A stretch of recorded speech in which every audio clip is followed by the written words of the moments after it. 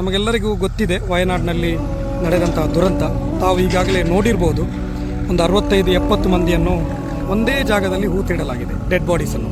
ಕಾರಣ ಏನಂತ ಹೇಳಿದರೆ, ಇವರು ಯಾರಂತೇಳಿ ಐಡೆಂಟಿ ಮಾಡಲಿಕ್ಕೆ ಸಾಧ್ಯ ಆಗಲಿಲ್ಲ.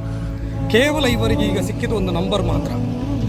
ಎಲ್ಲ ಡೆಡ್ ಬಾಡೀಸು ದಫನ್ ಮಾಡಿದ ಜಾಗದಲ್ಲಿ ನಂಬರ್ ಸಿಗಲಿಕ್ಕೆ ಸಾಧ್ಯ ಆಗ್ತದೆ.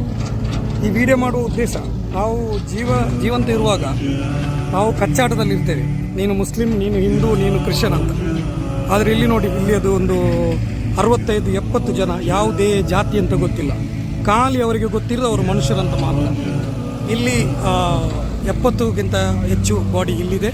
ಅದೇ ರೀತಿ ಇದರ ಮೇಲೆ ಆ ಟೆಂಟಿದು ಬ್ಯಾಕ್ ಸೈಡಲ್ಲಿ ತಲೆಗಳು, ಕಾಲು, ಹೀಗೆ ಅರ್ಧಂಬರ್ಧ ಸಿಕ್ಕಿದಂತಹ ಬಾಡಿ ಪಾರ್ಟ್ಸ್ಗಳು ಕೊಂಡೋಗಿ ಅಲ್ಲಿ ದಫನ್ ಮಾಡಲಾಗಿದೆ. ಇಲ್ಲಿ ಕೆಲಸ ನಡೀತಾ ಇದೆ. 450 ಜನರು ತೀರಿಕೊಂಡು ಹೋಗಿದ್ದಾರೆ. 250ಕ್ಕೂ ಅಧಿಕ ಜನರು, 250ಕ್ಕೂ ಅಧಿಕ ಜನರು ಮಿಸ್ಸಿಂಗ್ ಆಗಿದ್ದಾರೆ. ಸೊ ಈ ವಿಡಿಯೋ ಮಾಡೋ ಉದ್ದೇಶ ಇಷ್ಟೇ, ನಾವು ಬದುಕಿರುವಾಗ ಒಂದಾಗಿರೋಣ. ಇಂಥ ಕಚ್ಚಾಟಗಳನ್ನು, ಇಂಥ ಡರ್ಟಿ ಪಾಲಿಟಿಕ್ಸನ್ನು ಸೈಡಲ್ಲಿಟ್ಟು ನಾವು ಹಿಂದೂ, ಮುಸ್ಲಿಂ, ಕ್ರಿಶ್ಚಿಯನ್ ಅಂತೇಳಿ ಜಾತಿ ಮತದ ನಡುವೆ, ಭೇದ ಭಾವದ ನಡುವೆ ಜೀವಿಸೋದಕ್ಕಿಂತ ಮನುಷ್ಯರಾಗಿ ನಾವು ಜೀವಿಸೋಣ.